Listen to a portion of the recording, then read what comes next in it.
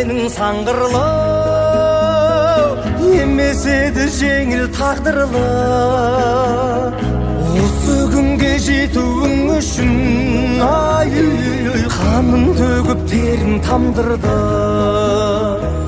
Келешекке келін қалдырды,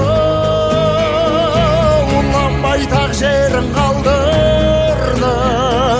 Ұрпағына тапсырып бәрін, аманатпен сенім қалдырды.